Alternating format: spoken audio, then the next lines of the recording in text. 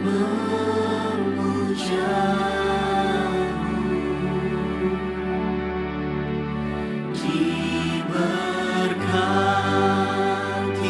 Kau Tuhan dengan pujian kami dalam dekapan hadirat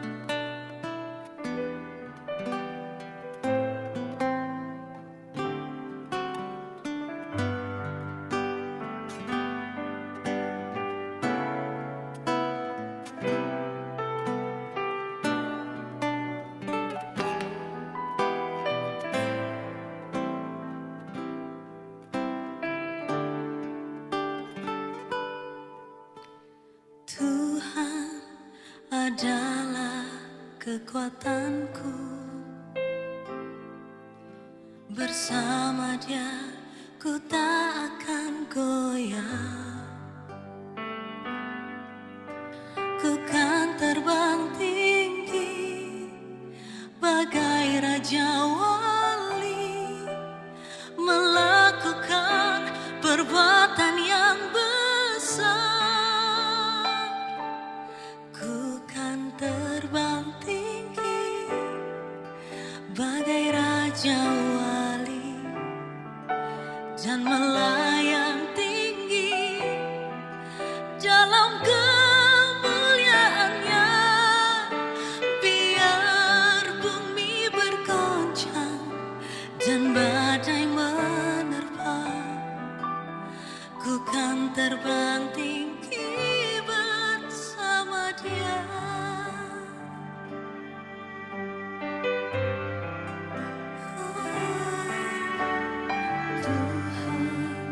Adalah kekuatanku. Bersama Dia ku tak akan goyah.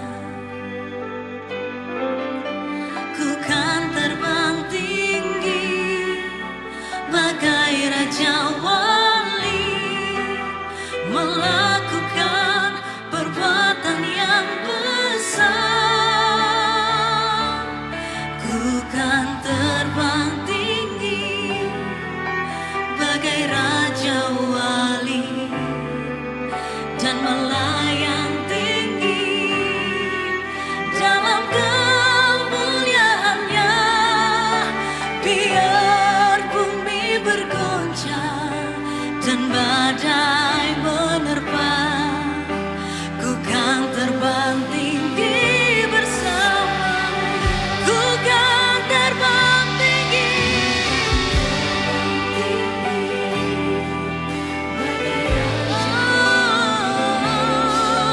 dan melayang tinggi dalam kemuliaannya.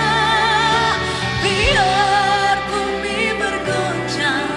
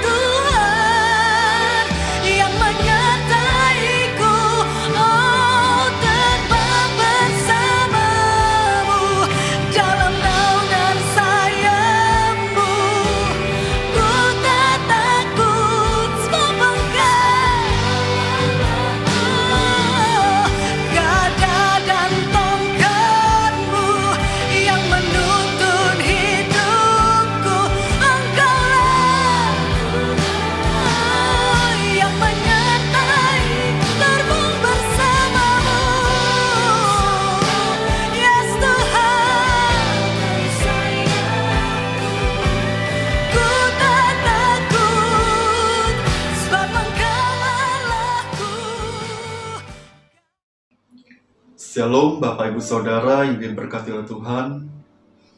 Oleh karena kasih karunia anugerahnya, kita bisa berhimpun kembali dalam ibadah online pada hari ini. Mari kita mempersiapkan hati kita, hidup kita, untuk kita membawa yang terbaik bagi Tuhan. Mari sebelumnya, saya menghimbau kita mengajak anggota keluarga kita untuk bersama-sama kita beribadah, dan juga kita mengenakan pakaian yang rapi dan sopan untuk kita menghargai hadirat Tuhan di tengah-tengah kita. Mari kita akan menyatukan hati iman kita, bersama-sama kita akan berdoa. Bapa, terima kasih, kami bersuka cita, kami bersyukur Tuhan buat kasih karunia-Mu dalam hidup kami. Tuhan, izinkan kami kembali untuk bersama-sama Tuhan, kami menikmati hadir-Mu, baik-Mu Tuhan, dalam ibadah online Tuhan pada hari ini Tuhan. Nyatakan Tuhan terus Tuhan apa menjadi kerinduan-Mu, kehendak-Mu di tengah-tengah kami Bapa. Tuhan mempersiapkan semua Tuhan kami beserta seluruh keluarga kami Tuhan, untuk kami memuji dan membesarkan nama-Mu. Nyatakan Tuhan hadir-Mu, nyatakan berkat-Mu Tuhan. Bapa, terima kasih bila ada kuasa roh yang bukan berasal daripada Tuhan, yang akan berusaha mencuri berkat sukacita damai sejahtera-Mu di tengah-tengah kami. Kami menyatukan iman kami tolak di dalam nama Yesus Bapa. Biar Tuhan nyatakan berkat-Mu Tuhan. Persiapkan semua hamba-hamba-Mu Tuhan. Ya Tuhan, kami rindu memuliakan nama-Mu. Kami mulai ibadah kami itu di dalam satu nama berkuasa, di dalam nama Tuhan Yesus Kristus. Mari jemaat Tuhan bersama-sama kita katakan amin. Mari bersama-sama kita pujian iman kita, Gereja Betel Sesi Manggis, pada gereja yang diberkati untuk memberkati. Haleluya. Gereja Betel Indonesia Cimanggis, Gereja Betel Indonesia Cimanggis, Gereja Betel Indonesia Cimanggis, gereja yang diberkati untuk memberkati. Gereja Betel Indonesia Cimanggis, Gereja Betel Indonesia Cimanggis, Gereja Betel Indonesia Cimanggis, gereja yang diberkati untuk memberkati. Gereja yang diberkati untuk memberkati. Gereja yang diberkati untuk memberkati. Biar berkat Allah tercurah bagi gerejanya, bagi umatnya yang diberkati oleh Tuhan. Haleluya. Amin.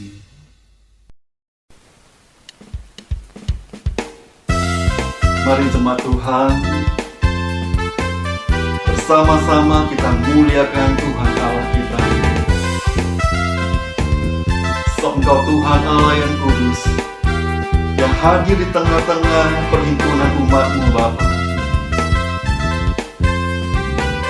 Saya mau katakan, Kau sumber kekuatan kami. Terpuji nama-Mu Tuhan. Hanya Kau milikku di surga. Tiada yang ku ingini di bumi, hanya Kau.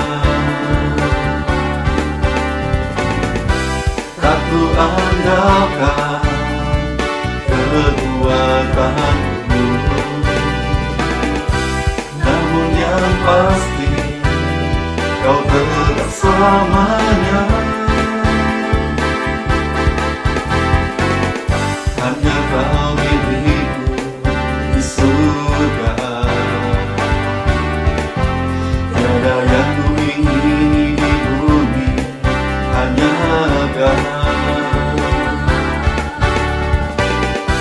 Tak ku andalkan kekuatanku, namun yang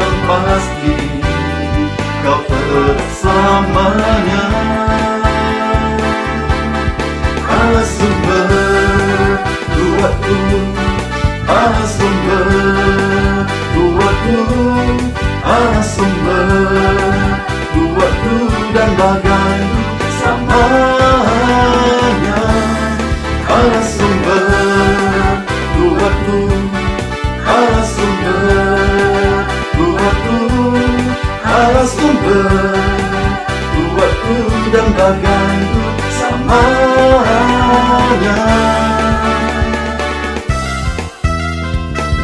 Ini menjadi iman kami Tuhan, Kau sumber kekuatan kami.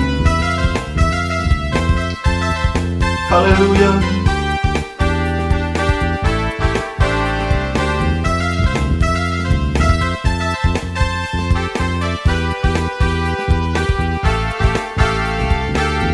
Mari jemaat Tuhan sekali puji di hadapan Tuhan. Kita mau katakan, hanya Kau milikku di surga. Tiada yang ku ingini di bumi, hanya Kau. Tak ku andalkan, tak ku andalkan kekuatanku. Namun yang pasti Kau tetap selamanya. Allah sumber kuatku, Allah sumber kuatku, Allah sumber kuatku dan bagianku selamanya, selamanya, selamanya.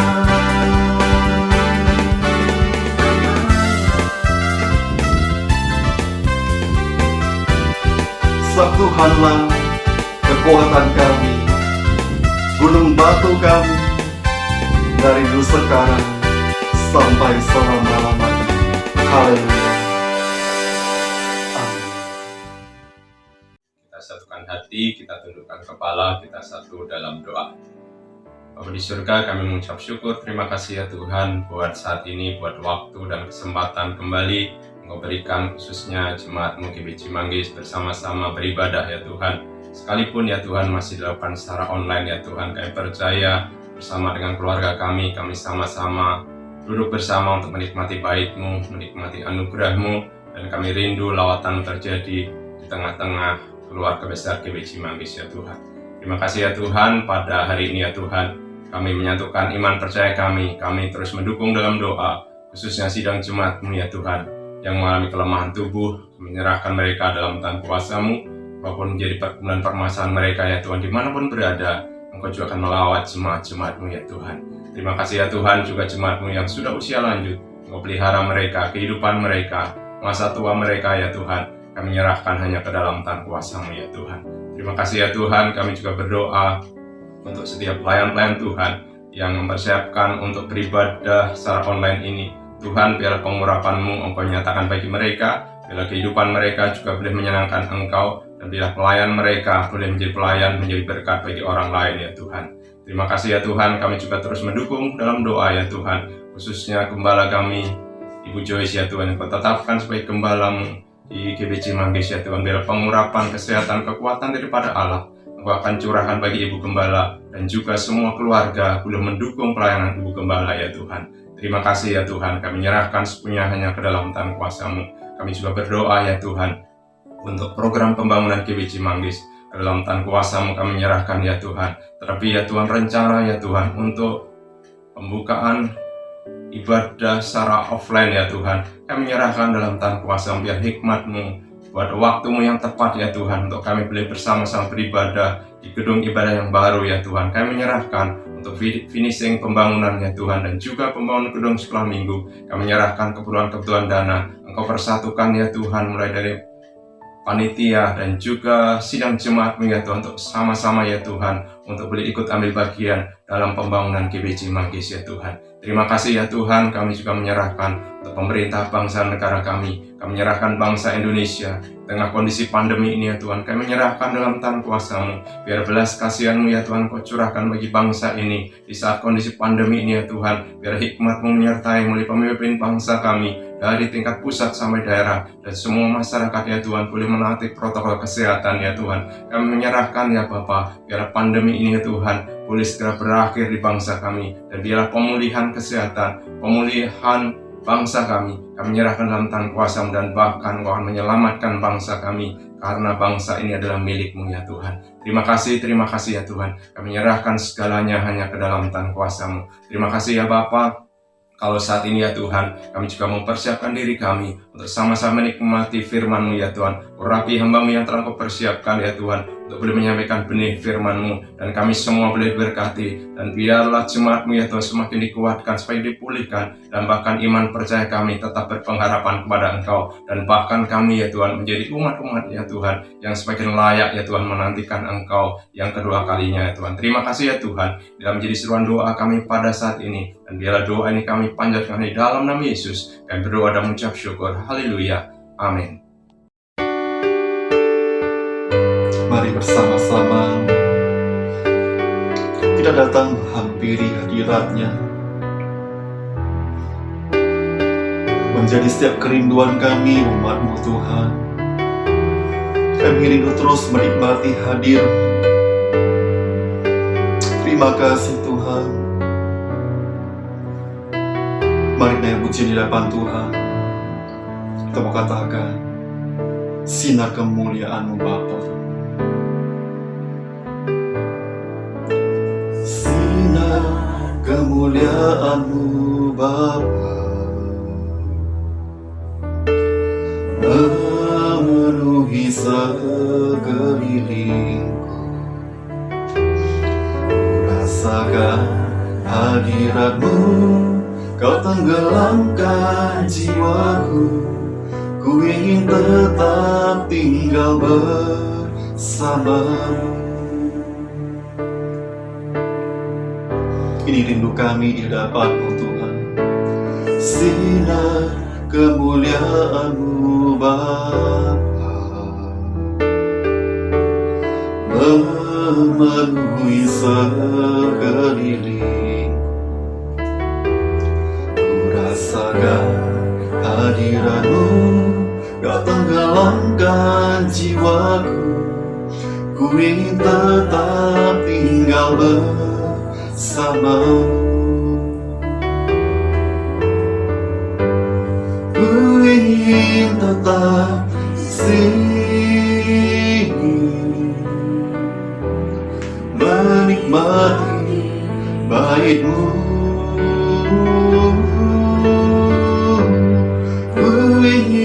Tetap di sini dan memandang indah wajah-Mu. Ku ingin tetap di sini, menikmati bait-Mu. Ingin tetap di sini dan memandang indah wajah-Mu. Ku ingin Tuhan, ku ingin tetap di sini, menikmati bait-Mu.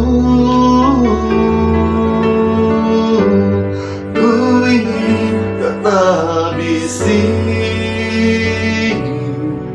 dan memandang indah wajah-Mu, memandang wajah-Mu Tuhan, dan memandang indah wajah-Mu,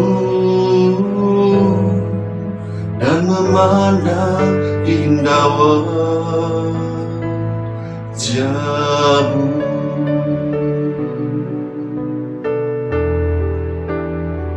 Ini rindu kami Tuhan dalam hadirat, terus memandang keindahan-Mu Tuhan seumur hidup kami. Haleluya. Amin. Shalom, Bapak Ibu, saudara yang terkasih dalam nama Tuhan Yesus Kristus. Kita bersyukur hari ini kita bisa beribadah kepada Tuhan. Biar kita bersama keluarga kita tetap setia beribadah kepada Tuhan kita, memuji, menyembah Tuhan, mendengarkan firman Tuhan. Mari sebelum kita lanjutkan firman Tuhan ini, mari sama-sama kita berdoa. Bapa kami yang bertata dalam kerajaan surga, kami mengucapkan syukur dan terima kasih apabila pada hari ini kami bisa beribadah Tuhan bersama dengan keluarga kami. Kami mensyukuri Tuhan atas pemeliharaan, perlindungan, dan penghiburan yang Kau berikan pada kami. Biar kiranya hari ini Tuhan, kami semua, Tuhan, seisi rumah tangga kami, boleh beribadah Tuhan, memuji, menyembah Engkau dan mendengarkan firman Tuhan. Layakan kami Tuhan, sucikan dan kuduskan hati pikiran kami, agar kami layak dalam ibadah kami. Tuhan, hamba-Mu yang Kau pakai pada hari ini untuk menyampaikan isi hati-Mu, kiranya Kau kuduskan, Kau sucikan hati pikiran hamba-Mu Tuhan, terutama mulut lidah hamba-Mu Tuhan yang Kau pakai untuk menyampaikan isi hati-Mu, Kau kuduskan Tuhan, biar kiranya kebenaran firman-Mu saja yang keluar pada saat ini.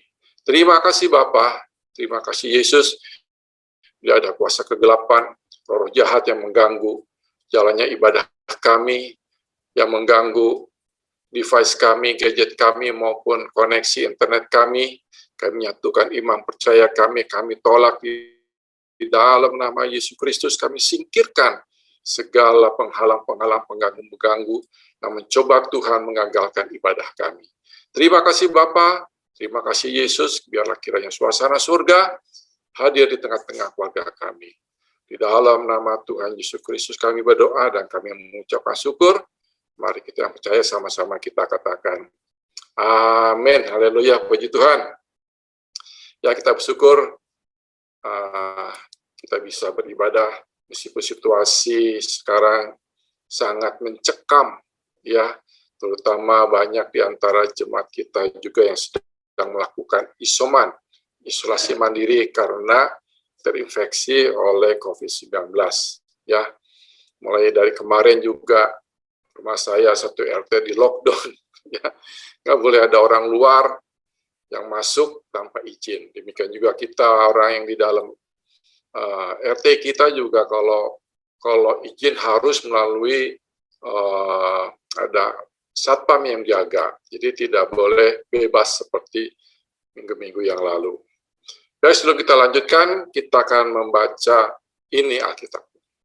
Ini Alkitabku, Alkitab Perjanjian Lama dan Perjanjian Baru, adalah firman Allah yang diilhamkan oleh Roh Kudus.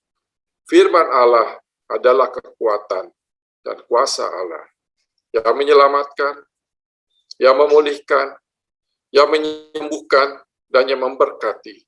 Karena firman bersama-sama dengan Allah, dan firman adalah Allah sendiri. Haleluya, puji Tuhan. Biar kita bersuka cita di dalam ibadah ini.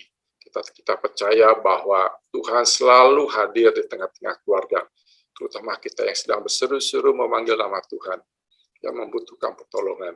Dia adalah Bapa yang baik, dialah gembala kita yang selalu menuntun kita kepada rumput yang hijau, ke air yang tenang. Meskipun kita harus melewati lembah kekelaman di tengah-tengah pandemi yang begitu mencekamkan luar biasa, ya, beberapa saat selalu kedengaran suara ambulan membunyikan sirenenya. Baik, pada hari ini saya akan memberikan tema firman Tuhan adalah mengenai integritas dalam bekerja. Saya akan sharing PowerPoint, integritas dalam pekerjaan. Kita sering mendengar kata-kata integritas, sebetulnya apa sih integritas dalam pekerjaan? Apakah integritas itu hanya dilakukan oleh orang di dunia sekuler, ataupun juga termasuk kita sebagai orang percaya, ataupun kita yang melayani secara rohani di gereja, apakah kita perlu integritas? Ya. Nah, saat ini saya akan menyampaikan apa maksud dari integritas. Integritas itu berasal dari bahasa Latin, yaitu integer. Integer, yang artinya utuh, yang dan lengkap, namanya integritas di bahasa Indonesia kan. Ya. Nah, dalam kata integritas ini, kita akan selalu melihat tiga hal yang kita amati ada 3 hal. Yang pertama itu dalam integritas ada komitmen. Komitmen. Sehingga kita dengar, saya komit nih. Ya, saya komit kalau misalnya ibadah saya tidak mau terlambat. Ya, atau misalnya kita pergi ke gereja. Atau kita dalam bidang pekerjaan. Dalam pekerjaan juga kita kalau bekerja tidak mau terlambat. Karena jam bekerja bisa jam 8 sampai jam 5, tentunya kita harus mentaati peraturan dari tempat di mana kita bekerja. Kita harus komit. Bekerja mulai jam 8, tidak terlambat, dan pulang setelah jam 5 sore. Itu namanya komit. Ya, melayani juga kita bisa katakan bahwa saya harus komit. Ya, komit kepada diri sendiri, mungkin juga kita komit kepada Tuhan. Tuhan, saya komit melayani dengan semangat, ya, tidak mau bermalas-malasan. Itu adalah komitmen, taat, ya, taat melakukan apa yang menjadi keinginan kita. Kemudian yang kedua, integritas juga berbicara menunjukkan kejujuran. Jujur, tidak berbohong. Apalagi karyawan yang tinggal di Jakarta seringkali menggunakan alasan, maaf, terlambat, kenapa? Macet di mana-mana, ya kan? Itu alasan yang sering kita dengar, dan mungkin juga saya menggunakan kata macet, dan memang benar Jakarta macet. Tetapi juga ada orang yang tidak jujur di dalam menyampaikan alasannya selain macet. Kenapa? Mungkin terlambat bangun. Karena terlambat bangun sehingga dia terlambat berangkat ke kantor, akhirnya sampai kantor terlambat. Dan dikatakan kepada personalnya, maaf macet sekali, atau teman-teman maaf ya macet sekali. Dan memang orang Indonesia toleransinya sangat tinggi, ya, bisa dimaafkan dengan hal-hal karena kemacetan yang luar biasa di Jakarta ini. Kemudian juga kita juga mungkin tidak masuk, ya, bekerja misalnya karena sakit. Seringkali kita mendengar, maaf ya, saya sakit nih. Padahal mungkin sakitnya karena memang mungkin kurang tidur. Ya, karena apa? Nonton bola, pertandingan bola lagi rame nih, gitu kan. Kurang tidur, bangunnya terlambat, akhirnya sakit kepala gitu. Ya udahlah sekalian izin sakit. Padahal sih gara-garanya nonton bola, dia tidak jujur. Ya, orang kantor sih tidak tahu apa yang terjadi dengan diri kita. Kenapa kita mengatakan alasan itu sakit. Kemudian juga komitmen juga mengerjakan dengan konsisten apa yang menjadi janji kita atau perkataan kita, gitu ya. Kita melakukan apapun juga yang kita keluarkan dari mulut kita, itu dengan konsisten. Konsisten itu terus-menerus. Boleh katakan setia, konsisten. Tidak dipengaruhi oleh cuaca nih. Kalau hujan, nggak jadi berangkat ibadah, malas hujan, gitu kan. Kalau panas, oke, gitu kan, baru jalan, gitu. Tapi kan namanya konsisten, mau hujan kayak mau panas, kalau kita memang janji latihan jam 3 sore misalnya, gitu ya. Kita harus konsisten, ya. Kita harus komit dengan janji kita, bahwa jam 3 kita akan latihan, misalnya seperti itu. Jadi, konsisten itu tidak dipengaruhi oleh situasi kondisi di dalam kehidupan kita. Misalnya kita sedang mood gitu kan, mood-moodan kata orang. Mood gitu kan, baru kita melakukan pekerjaan menjadi PR kita. Tapi kalau nggak lagi mood, udahlah, ditinggalkan itu PR kita, tanggung jawab kita. Itu namanya tidak konsisten, tidak setia. Ya, kesibukan, rasa capek, macet di jalan, itu bukan menjadi alasan kita kalau kita mempunyai kehidupan yang berintegritas.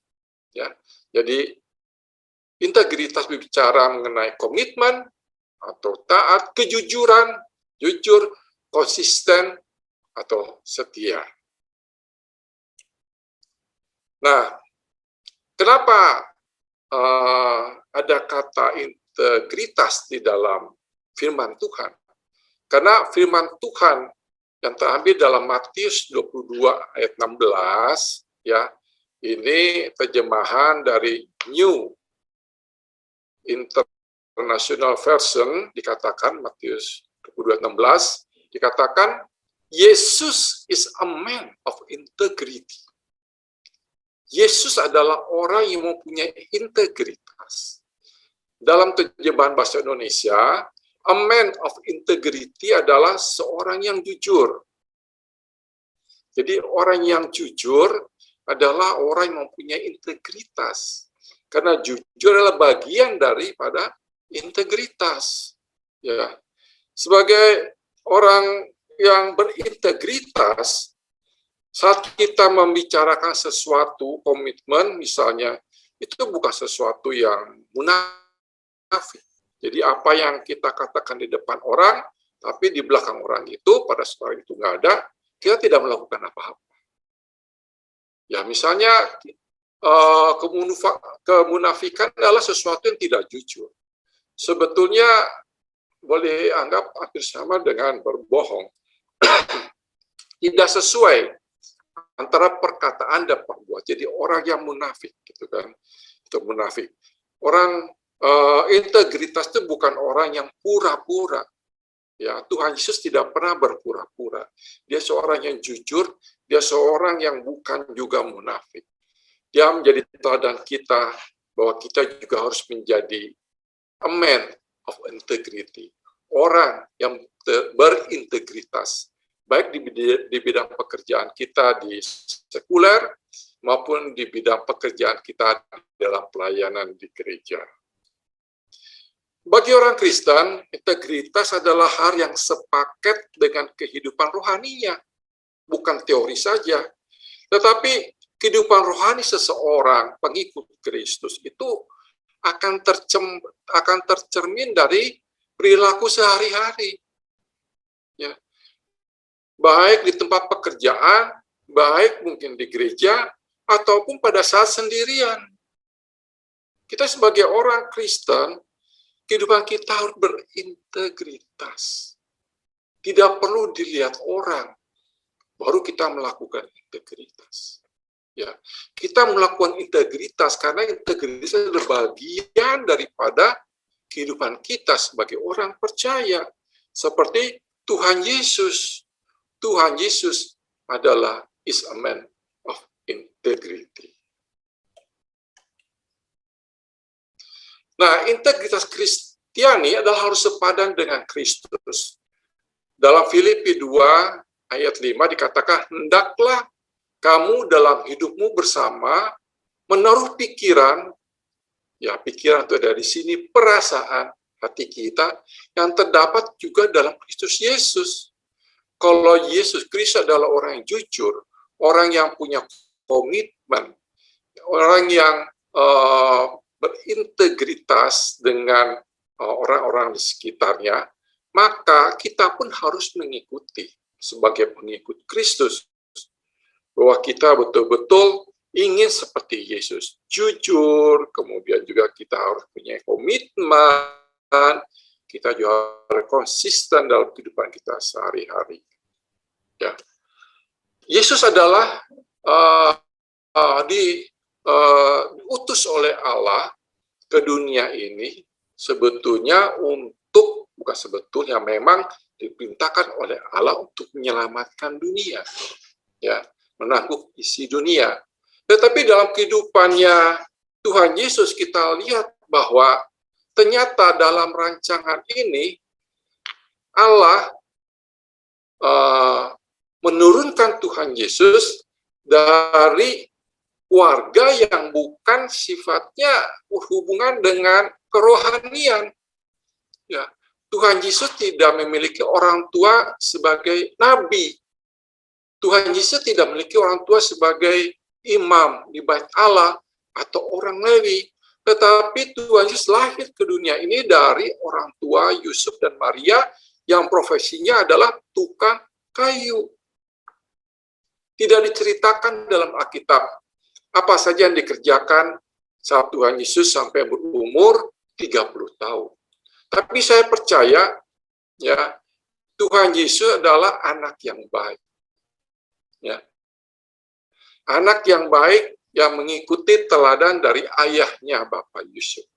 Kalau Bapak Yusuf sedang membuat kursi atau membuat meja, pasti orang tuanya mengajarkan kepada Yesus, gini loh cara motong gergajinya, begini nih cara mengetam meratakan papan-papan, begini cara menyambung kayu-kayu, ya. Dan saya percaya Tuhan Yesus melihat dan melakukan apa yang dicontohkan oleh Yusuf sebagai bapaknya. Dia tidak dilahirkan di dalam yang berhubungan dengan sifatnya rohani sekali, ya, bukan di keluarga nabi, di keluarga imam, bukan. Tetapi Tuhan Yesus lahir dari seorang profesi, yaitu tukang kayu. Ya, dari hidupnya pun sampai kematiannya pun Yesus tidak pernah lepas dari kayu. Dan terakhirnya Yesus juga disalib, dipaku, ya, di atas kayu. Inilah gambaran Tuhan Yesus, karena Yesus semakin bertambah besar, semakin bertambah juga hikmatnya, dan makin dikasihi oleh Allah dan manusia. Kenapa? Karena Tuhan Yesus adalah orang yang mempunyai integritas. Itu ada dalam Lukas 2 ayat 52. Jadi makin besar dari kecil, ayahnya melatih bagaimana menggergaji, caranya bikin meja, bikin pintu, bikin kusen, gitu. Pasti diajarkan. Tapi ada saatnya nanti, setelah umur 30 tahun, maka Tuhan Yesus mengerjakan apa yang diperintahkan oleh Bapa. Dia dibaptis, kemudian setelah dibaptis, dia juga dibawa ke padang gurun sama 40 hari, 40 malam, ya, di situ. Dan setelah itu baru Tuhan Yesus mengerjakan hal-hal yang sifatnya rohani, yaitu memberitakan Injil bagi setiap orang. Inilah, ya, Yesus yang menjadi panutan kita, menjadi orang yang mempunyai integritas. Jadi kita pun yang hidup mungkin di dunia sekuler, saya pernah jadi karyawan, ya, karyawannya hidupnya juga dari hidupnya pekerjaannya memang di kantor, tetapi juga saya tidak melupakan pelayanan saya di gereja, ya, karena Tuhan juga memberikan kepercayaan buat saya untuk melayani di gereja. Jadi antara dunia sekuler bekerja di dunia pelayanan juga kita harus bekerja dengan sungguh-sungguh seperti Tuhan Yesus Kristus. Ya, di dalam Perjanjian Baru mengenai integritas juga ada beberapa ayat yang perlu disampaikan. Contohnya di dalam 1 Timotius 3 ayat 2 dikatakan, Paulus mengatakan bahwa penilik jemaat haruslah seorang yang tak bercacat. Ya, artinya harus mempunyai integritas. Kemudian juga dia kan tidak boleh bercabang lidah, harus jujur. Ya. Kemudian juga Rasul Paulus meminta Titus untuk menjadi teladan dalam berbuat baik dan jujur. Ada dalam Titus 2 ayat 1. Ya. Ini juga contoh-contoh dari orang-orang dalam Perjanjian Baru yang mempunyai integritas. Di dalam Perjanjian Lama juga sama, ya. Ada orang-orang tokoh-tokoh Alkitab yang mempunyai integritas. Contohnya dalam gambar ini Daud, ya, juga Salomo, Daniel. Mereka adalah orang-orang yang mempunyai integritas. Bukan mereka saja sebagai raja, ya, tetapi mereka juga hidupnya secara kerohanian juga luar biasa. Daud dengan mazmurnya, Daniel dengan ketaatannya beribadah dan berpuasa. Tidak peduli rajanya harus memerintahkan apa, kalau memang tidak sesuai dengan firman Tuhan, Daniel tidak mau melakukannya. Sampai Daniel dibuang ke lubang singa.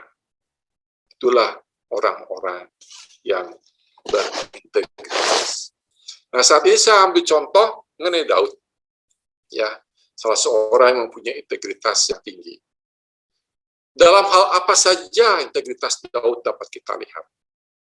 Dalam 1 Samuel 17 ayat 15, tetapi Daud selalu pulang daripada Saul untuk mengembalakan domba ayahnya di Bethlehem.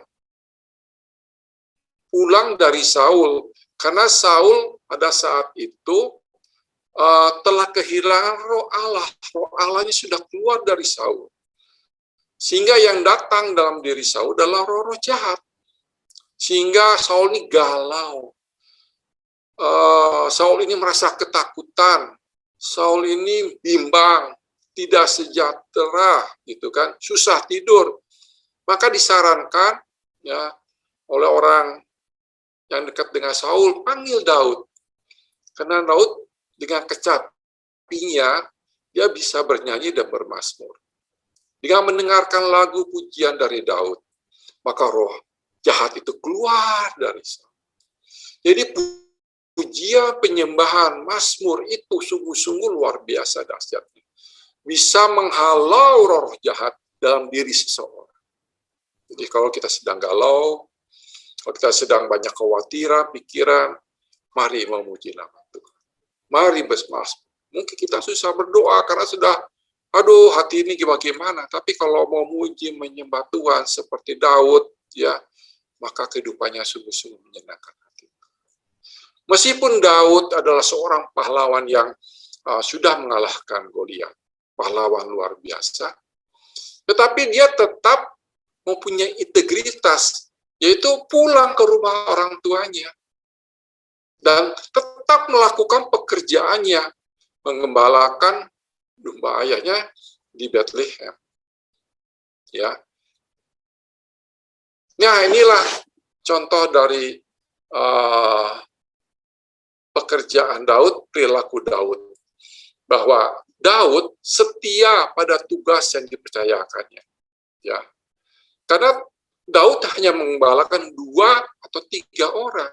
Seorang pahlawan yang gagah perkasa di Israel, ya, hanya mengembalakan 2 atau 3 ekor domba, ya, 2 atau 3 ekor domba. Seorang yang keluar masuk istana Saul, yang begitu dihormati dekat dengan Saul, mau pergi ke padang rumput untuk menggalakkan dombanya 2-3 ekor. Ya. Jadi jangan takut dengan melakukan hal-hal pekerjaan yang kecil. Dalam Matius 25 ayat 21, maka tuannya itu kepadanya, baik sekali perbuatanmu itu. Hai hambaku yang baik dan setia, engkau telah setia dalam perkara kecil, aku akan berikan kepadamu tanggung jawab dalam perkara yang besar.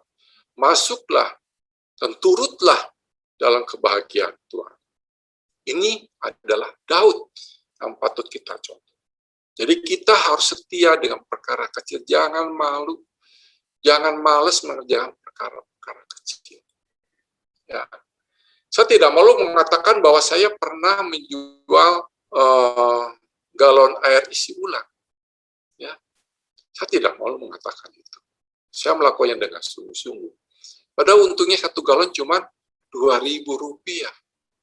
Saya juga tidak malu mengatakan bahwa saya pernah jual kardus bekas. Ya, kardus yang tidak pakai di pabrik, saya kumpulkan, kemudian dijual. Saya nggak malu seperti itu. Kalau Tuhan menghendaki saya melakukan itu, ya kerjakanlah dengan sungguh-sungguh. Saya juga pernah jualan beras. Ya, sama istri saya gitu, datangi ke rumah-rumah siapa yang butuh beras. Saya beli beras yang baik, ya, yang tidak pakai pemutih, obat pemutih enggak. Saya jual ke rumah-rumah. Kalau kita setia dengan perkara kecil, maka saya percaya Tuhan akan melakukan perkara-perkara yang besar. Padahal sebelum saya melakukan jualan air isi ulang, karton, dan sebagainya, saya adalah seorang dalam perusahaan yang besar, bertaraf internasional. Saya sebetulnya seorang manajer, ya, mentok di manajer gitu kan. Ya, karena beberapa alasan begitu kan. Padahal saya memulai mengembangkan perusahaannya mulai 2 orang. 2 orang, kemudian sampai buka cabang dari Jakarta ke Medan, di Surabaya ke Makassar, kemudian di Lampung, Pontianak, Tegal, gitu kan, sampai besar, dari omsetnya kecil sampai omsetnya besar, gitu, ya kan. Tetapi kita melihat bahwa apapun yang pernah kita lakukan pada hari sebelumnya, waktu sebelum, tidak membuat kita malu untuk melakukan perkara-perkara yang kecil. Wah, jangan-jangan saya ini kan lulusan S1, S2 gitu kan, masa saya melakukan hal-hal yang sepele begitu. Belajarlah dari Daud, hanya mengembalakan 2 atau 3 ekor domba, tapi dia sebetulnya seorang pahlawan ya bagi bangsa Israel. Ya. Setia pada tugas yang dipercayakan kita. Ya. Seorang yang memiliki integritas melakukan tugas yang dipercayakan kepadanya dengan setia. Ya. Bahkan Daud rela berkorban nyawanya untuk membela domba yang 2-3 ekor ini. Dia mampu mengalahkan singa, ya kan? Dia mampu mengalahkan beruang, sungguh luar biasa. Didikan Tuhan itu luar biasa. Jadi kalau kita dididik dari mulai yang kecil, ya, saya percaya kita pun kalau kita mampu melakukannya dengan baik, dengan berintegritas, maka Allah akan berikan perkara-perkara yang besar. Kemudian juga Daud adalah seorang yang setia pada atasan.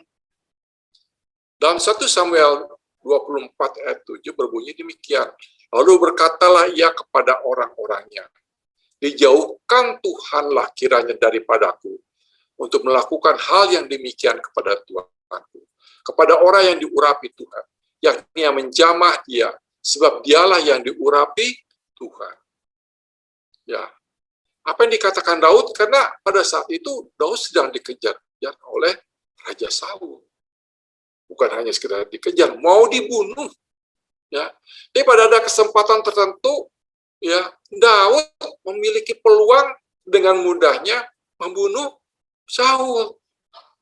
Tapi apa yang dikatakan oleh Daud kepada orang-orang, pada prajuritnya, mungkin orang-orang kepercayaannya, dijauhkanlah Tuhan kiranya daripadaku untuk melakukan demikian. Karena dia setia kepada atasan, dia setia kepada rajanya. Kita pun harus setia kepada presiden kita, pemerintah kita. Kita pun harus setia kepada atasan kita. Ya, kita harus setia pada atasan kita. Jangan sampai kita tidak setia. Apapun juga atasan yang harus perintahkan untuk kita kerjakan, kita kerjakan.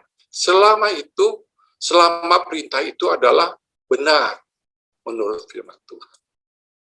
Karena saya pernah keluar dari pegawai karena memang hati saya tidak cocok di situ. Ya. Atasan saya, lingkungan saya, gitu kan, itu mengharapkan saya mempunyai perilaku dalam hal keuangan sama dengan mereka. Ya kan? Kwitansinya dilebih-lebihkan nilainya, laporan keuangannya dilebih-lebihkan. Saya tidak bisa melakukan itu sebetulnya. Saya merasa tidak sesuai, saya merasa tersiksa gitu. Dan saya berdoa sama Tuhan, Tuhan bagaimana ini? Saya tidak bisa melakukan perintah Tuhan. Perintah Allah sebagai atasan saya tertinggi untuk berlaku tidak jujur. Akhirnya saya keluar dari kepegawaian saya. Ya, kalau kita melakukan hal yang benar, berintegritas, jujur, ya pasti Tuhan akan pelihara. Meskipun kelihatannya kita menentang atasan kita, tetapi daripada kita menentang, daripada kita dimusuhi oleh teman-teman sekitar kita, lebih bagus kita mundur. Daripada kita harus tidak jujur di hadapan Tuhan. Seorang yang berintegritas memiliki sikap taat dan tunduk pada otoritas. Ya, kita harus taat pada otoritas. Bukan hanya di dunia sekuler, tapi di gereja pun kita harus tunduk. Ya. Misalnya saya, sebagai atasan, ya kan, saya mau punya anak buah. gitu kan. Nah, kita sebagai atasan juga harus punya integritas. Jangan kita memerintahkan anak buah melakukan ini, itu, tapi kita sendiri tidak melakukan. Kenapa? Mungkin kita merasa kita yang lebih tinggi hierarkinya dalam struktur organisasi kita lebih tinggi dari mereka, sehingga kita bisa nyuruh itu. Nggak begitu. Atasan yang benar adalah menjadi contoh. Kalau atasan kita memerintahkan kita rajin, ya atasan kita harus rajin. Ya, kalau kita menyuruh anak buah kita jangan terlambat, ya kita pun jangan terlambat. Kalau kita atasan kita minta kita berkreatif, berkembang, ya kita pun harus mengasah diri kita, belajar lagi supaya pengetahuan kita, kemampuan kita, skill kita naik. Ya, jadi kita tetap di atas dari anak buah kita. Anak buah kita didik, kita ajarkan, tapi kita juga harus membekali diri, menambah ilmu dari luar. Supaya kita menjadi atasan yang berintegritas. Bukan hanya sekedar bawahan saja yang berintegritas. Atasan, bawahan harus mempunyai integritas. Sama seperti Daud yang taat. Kemudian yang ketiga, Daud setia pada ketetapan Allah. Dalam 2 Samuel 12 ayat 13, lalu berkatalah Daud kepada Nathan, "Aku sudah berdosa kepada Tuhan." Dan Nathan berkata kepada Daud, "Tuhan telah menjauhkan dosamu itu, engkau tidak akan mati." Kenapa? Daud mengaku dosa kepada Tuhan. Kenapa? Karena dia sudah mengambil istri dari anak buahnya, istri Uria, Batseba. Bukan hanya mengambil, tapi juga menghamilinya sampai punya anak. Begitu ditegur oleh Nabi Nathan, maka Daud bertobat, minta ampun kepada Tuhan. Daud adalah orang yang berintegritas, tapi pada suatu saat mungkin kita akan mengalami saat-saat kita juga berbuat dosa. Dan kita harus setia kepada Allah. Kalau kita berdosa, maka kita harus bertobat, minta ampun sama Tuhan dan tidak mengulangi lagi. Itu yang dikerjakan oleh Daud. Ya, dia tetap pada ketetapan Allah. Meskipun Daud pintar bermazmur, meskipun Daud diberkati Allah menjadi raja yang besar, tapi pada saat dia berdosa, dia harus tunduk kepada ketetapan Allah, kepada firman Allah. Dia harus mengaku dosa.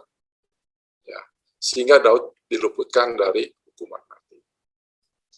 Seorang yang memiliki integritas akan berpegang pada perintah Tuhan. Ketika Daud bersalah akan apa yang Allah tetapkan, maka dia segera menyesal dan berbalik kepada Allah.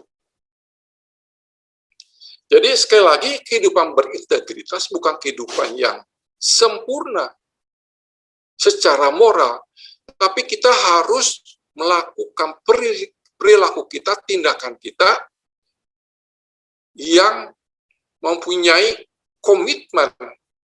Kita harus jujur, ya, dan kita juga harus setia pada konsisten kepada apa yang telah kita keluarkan dari mulut kita. Ya, bukan bicara masalah yang sempurna. Setiap orang pun bisa berbuat dosa.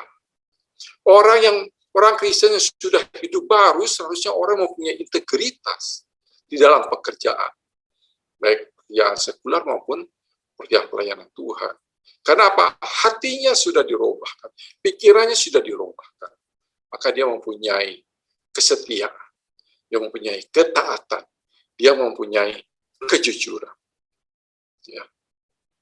Orang Kristen zaman sekarang seharusnya memiliki moralitas yang lurus, yang jujur. Ya. Umat Kristen seharusnya bukan orang yang mudah disuap atau disimpangkan, diajak berlobi untuk melakukan hal-hal yang tidak baik. Dan kita pun sebagai orang percaya, jangan juga kita mencoba untuk melakukan suap, melobi, misalnya aparat, orang-orang agar keinginan kita segera diluluskan, Saya bikin SIM, ditilang, apalagi itu, mengurus surat-surat izin. Kita nggak perlu kita negosiasi, melobi, nggak perlu. Supaya proyek kita goal, maka kita melobi orang-orang kuat. Nggak perlu begitu. Kita harus lebih takut kepada Allah kita. Ya. Karena kita adalah anak-anak Allah yang punya integritas. Hatinya dibaharui, pikirannya dibaharui.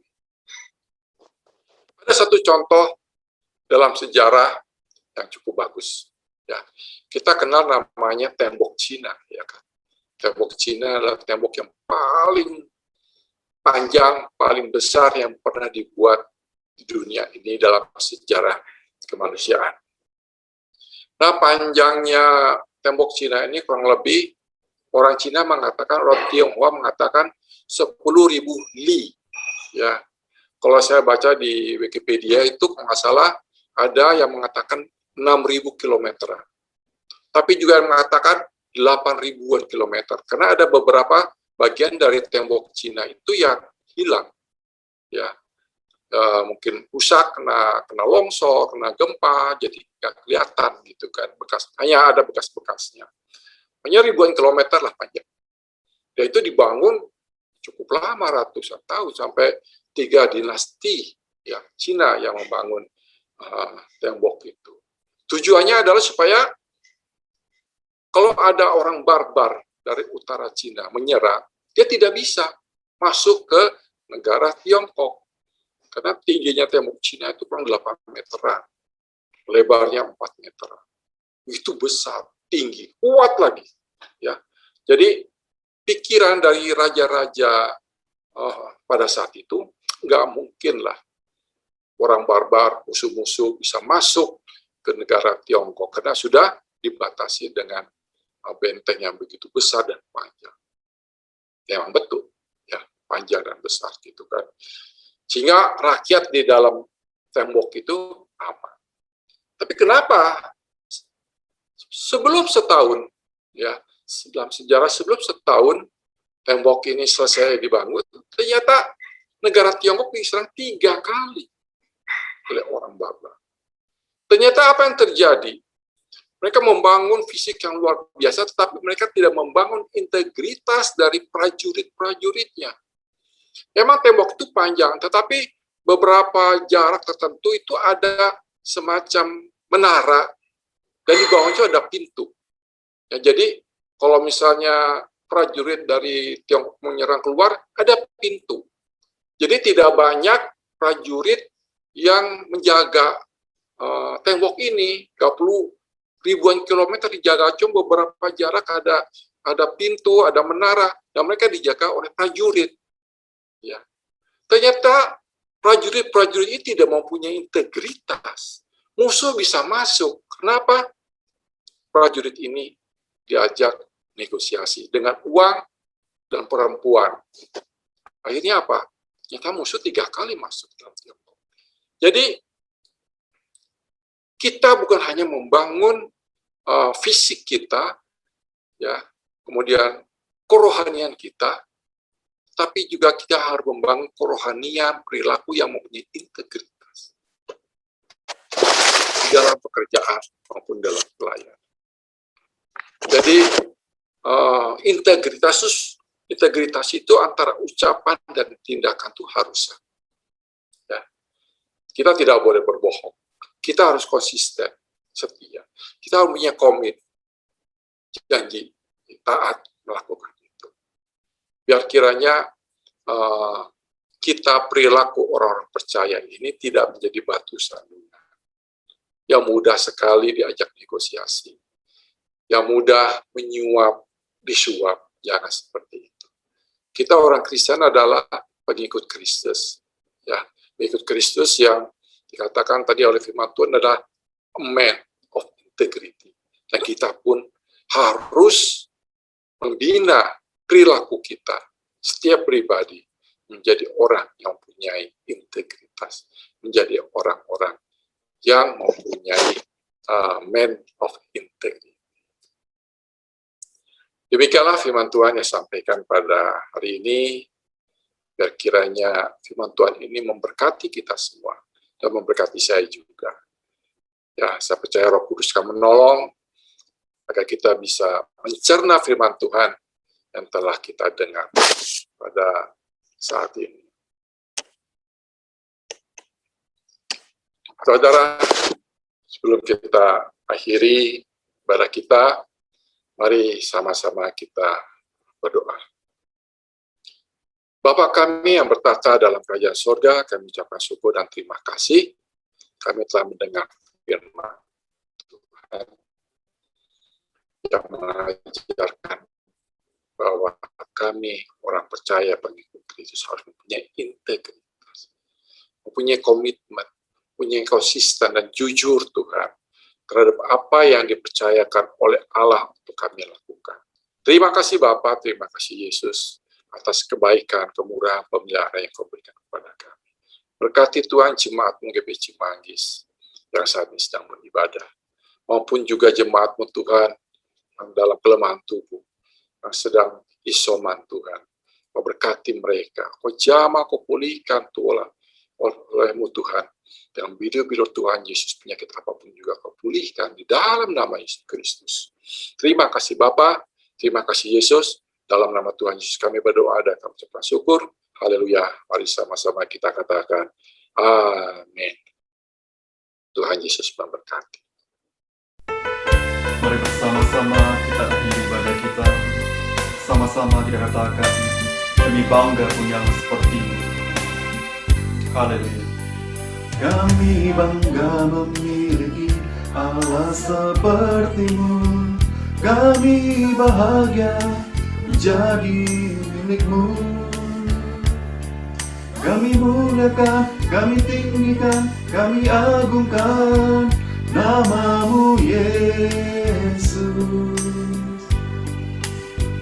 Kami bangga memiliki Allah seperti-Mu. Kami bahagia menjadi milik-Mu. Kami memuji, kami menyembah kepada-Mu Yesus.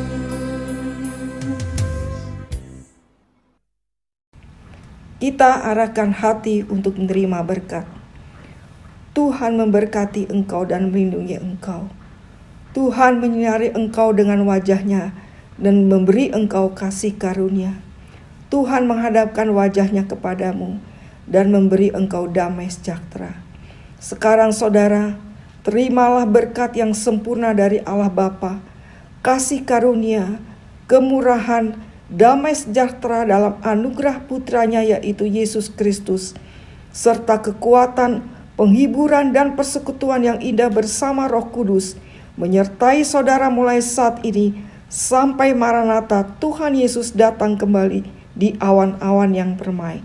Haleluya. Semua orang percaya bersama katakan amin.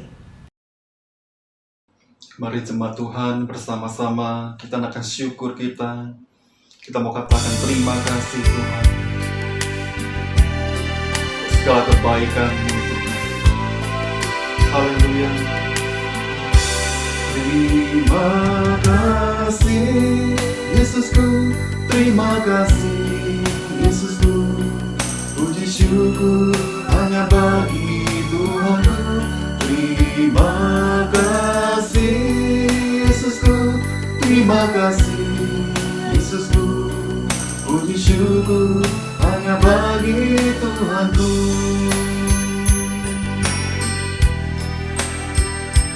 Puji syukur hanya bagi Tuhanku.